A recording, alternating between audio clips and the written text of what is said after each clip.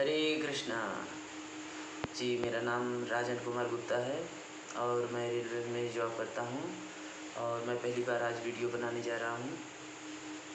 और आज का टॉपिक है कि चिंता और तनाव से कैसे बचें। तो मैंने बहुत से लोगों से पूछा कि प्रभु जी आप बताइए कि आप क्या जीवन में खुश हैं, आनंद में हैं। तो बोल रहे थे कहाँ प्रभु जी जो है आनंद में है, कहाँ खुशी है, सब कुछ होते हुए भी जो है हम लोग दुखी हैं। तो आज तक मैंने जितने लोगों से पूछा सबका यही प्रश्न उत्तर था। तो ऐसा क्यों है?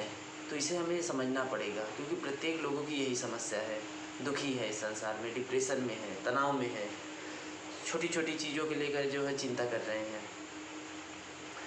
तो ये बताइए कि एक छोटी चींटी है, वो अन्न की तलाश में जाता है तो क्या वो सोचता है कि यार कौन है, कौन देगा, कैसे होगा, कैसे नहीं होगा?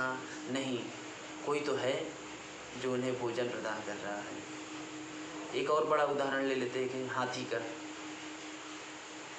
300-250 केजी लगभग वह भोजन करता है। तो बताइए वो चिंता करता है? नहीं करता। हाथी वो भी आराम से मस्त रहता है अपने लाइफ में। अपने बच्चों की चिंता नहीं रहती कि कल क्या होगा, क्या नहीं होगा। और मनुष्य इसी चिंता में पड़ा रहता है कि कैसे होगा, कैसे नहीं होगा। बच्चा स्कूल में है तो आगे सोचता है कॉलेज में कैसे जाऊंगा, कैसे नहीं जाऊंगा। अब कॉलेज पहुंच जाता है, सोचता है कि आगे नौकरी लगेगी कि नहीं लगेगी। नौकरी भी लग जाती है तो आगे सोचता है कि जॉब रहेगी कि नहीं रहेगी, जॉब कोई छीन तो नहीं लेगा, कोई नीचे पकड़ के पैर तो नहीं खींच रहा, कोई ऊपर वाला जो है अधिकारी हमको नीचे ना गिरा दे। तो तमाम तरीक़ा का टेंशन और डिप्रेशन में व्यक्ति जी रहा है। हर व्यक्ति का यही हाल है। तो इससे कैसे बचा जाए? छोटी छोटी चीज़ों को लेकर के चिंता। तो IIT मेडिकल यहाँ पे लड़के पहुँचने के बाद, पढ़ाई करने के बाद छोटी छोटी चीज़ों पे टेंशन ले रहे हैं, डिप्रेशन हो रहा है उनको, और उसी चीज़ की वजह से आत्महत्या भी कर रहे हैं लोग। तो ऐसा क्यों है? तो हमें जानना पड़ेगा। जब हम इस संसार में आते हैं तो हम कुछ लेके नहीं आते हैं, लेकिन कोई है जो हमारी चिंता करता है, वो है कृष्ण। जब माता के गर्भ में आते हैं उसी समय माता के स्तन में दूध प्रदान करते हैं। तो क्या हम लेके आते हैं? नहीं लेके आते हैं, लेकिन सप्लायर कौन है? भगवान श्री कृष्ण। तो फिर हमें इस चीज़ को जानना पड़ेगा। जब वो दे रहे हैं तो सारा कुछ वही कर रहे हैं। अहंकार विमूढ़ात्मा कर्ता हमिति मन्यते, भगवद गीता में भगवान कह रहे हैं। मैं करता नहीं हूँ, भगवान करता है। जो मूर्ख व्यक्ति होते हैं वो अपने आप को कर्ता मानता है कि मैं ही सब कुछ कर रहा हूँ, हम कुछ नहीं कर रहे हैं। इस चीज़ को हमें समझना पड़ेगा।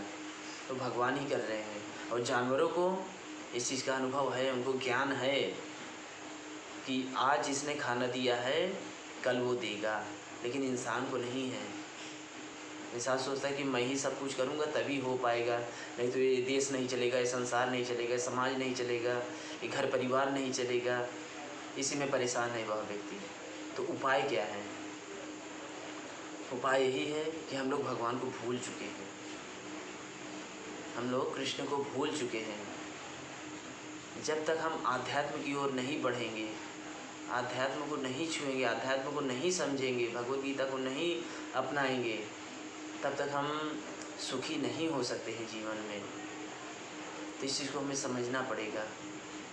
और इस जीवन को और आनंद में जीने के लिए सबसे बढ़िया एक ही उपाय है कलयुग के लिए, हरे कृष्ण महामंत्र।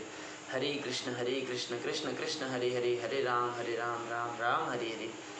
इस महामंत्र के जप से व्यक्ति अंदर से बाहर से हर जगह से शुद्ध हो जाता है, उसकी चेतना में परिवर्तन आ जाता है, वह हमेशा आनंद में रहता है, किसी चीज़ का दुख नहीं होता। आएगा दुख, आएगा परेशानी आएगी, समस्याएं आएंगी, लेकिन उस पर हावी नहीं होगा।